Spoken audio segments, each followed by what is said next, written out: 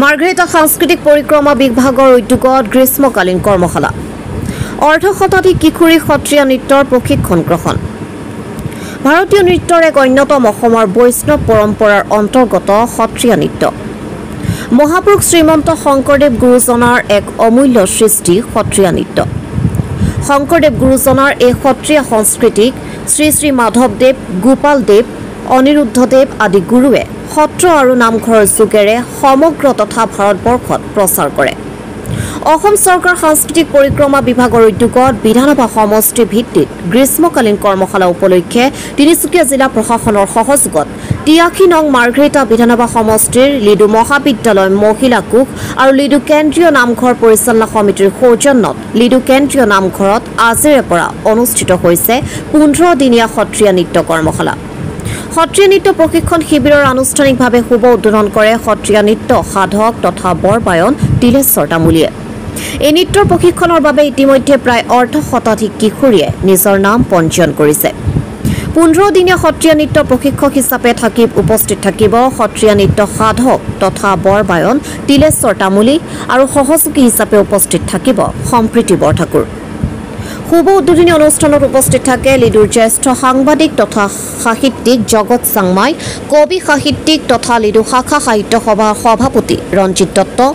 লিডু মহাবিদ্যালয়ৰ অধ্যক্ষ কৃপাপ্ৰসাদ উপাধ্যায় লিডু কেন্দ্ৰীয় নামঘৰ পৰিচালনা সমিতিৰ সভাপতি তৰুণ গগৈ সাধাৰণ সম্পাদক ৰাণাজ্যোতি নেওগসহ অঞ্চলটোৰ বহুসংখ্যক গণ্যমান্য ব্যক্তি আৰু স্থানীয় ৰাইজ আৰু সত্ৰীয়া নৃত্যৰ শিক্ষাৰ্থীসকল ভাৰতবৰ্ষৰ যি ৮টা শাস্ত্ৰীয় নৃত্যৰ ভিতৰত অন্যতম সত্ৰীয়া নৃত্য আমি সকলোৱে জানো মহাপুৰুষ শ্ৰীমন্ত শংকৰদেৱৰ অপূৰ্ব সৃষ্টি ১৫০০ শতিকাৰ পৰা শংকৰদেৱে সত্ৰীয়া নৃত্যই আচলতে বুৎপত্তি লাভ কৰিছিল পৰ্যায়ক্ৰমে অসমৰ সত্ৰসমূহে ইয়াক এটা নতুন ৰূপত সংযোজিত কৰি ইয়াক বিস্তাৰিত কৰিছিল অসম চৰকাৰৰ সাংস্কৃতিক পৰিক্ৰমা বিভাগৰ উদ্যোগত তিনিচুকীয়া জিলা প্ৰশাসনৰ সহযোগত আৰু লিডু মহাবিদ্যালয় মহিলা কোষ লিডু কেন্দ্ৰীয় নামঘৰ পৰিচালনা সমিতি এই সৌজন্যত ১৫ দিনীয়া এটা সত্ৰীয়া নৃত্য কৰ্মশালা লিডু কেন্দ্ৰীয় নামঘৰ প্ৰাংগণত আজি আয়োজন কৰা হৈছে প্ৰায় ৩ কুৰি প্ৰশিক্ষাৰ্থীয়ে এই প্ৰশিক্ষণত অংশগ্ৰহণ কৰিব য'ত প্ৰশিক্ষক হিচাপে এগৰাকী বৰবায়ন আমাৰ সকলোৰে পৰিচিত তিলেশ্বৰ তামুলীয়ে এই ১৫ দিনীয়া প্ৰশিক্ষণ দিব গৰম বন্ধৰ এই গ্ৰীষ্মকালীন যি গৰম বন্ধৰ সময় এই সময়ছোৱাত আচলতে অসম চৰকাৰৰ এটা সুন্দৰ পদক্ষেপ এই সময়ছোৱাত শিক্ষাৰ্থীসকলক কলা সংস্কৃতি চৰ্চা নাটকৰ চৰ্চা আদিত ব্যস্ত ৰাখিবৰ কাৰণে বা কৰ্মশালাৰ জৰিয়তে তেওঁলোকক দীক্ষিত কৰি তুলিবৰ কাৰণে অসম চৰকাৰৰ যি পদক্ষেপ নিশ্চিতভাৱে আমি আদৰণি জনাইছোঁ ডক্টৰ হিমন্ত বিশ্ব শৰ্মা অসমৰ মুখ্যমন্ত্ৰী তেখেতৰ এই যি যুগান্তকাৰী পদক্ষেপ তাৰ বাবে আমি তেখেতক ধন্যবাদ জ্ঞাপন কৰিছোঁ আৰু আমি আশা ৰাখিছোঁ যে বিভিন্ন জাতি জনগোষ্ঠীৰ যি মিলনভূমি লিডু অঞ্চলটোত বিভিন্ন ভাষা ভাষী প্ৰশিক্ষাৰ্থীয়ে আচলতে ইয়াত প্ৰশিক্ষণ ল'ব সত্ৰীয়া নৃত্যৰ প্ৰশিক্ষণ ল'ব আৰু নিশ্চিতভাৱে এটা শুভবাৰ্তা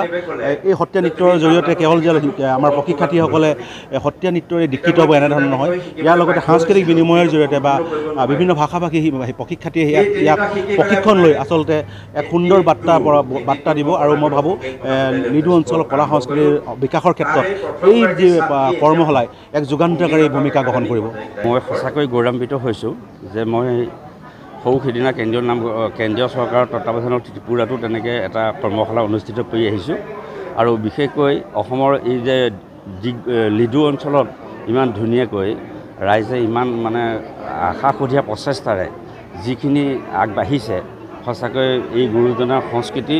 মই ক'ব পাৰোঁ ডাঠি যে চন্দ্ৰ সূৰ্য পৃথিৱীত থকালৈকে ঘটে গুৰুজনাৰ এই সংস্কৃতিখিনি জীয়াই থাকিব আৰু ইয়াৰ লগতে মই সমূহ লিডুৰ সকলো মানে ধৰি লওক সাংবাদিক সন্থাৰ পৰা আদি কৰি সকলো ৰাইজৰ মানে শলাগ লৈছোঁ।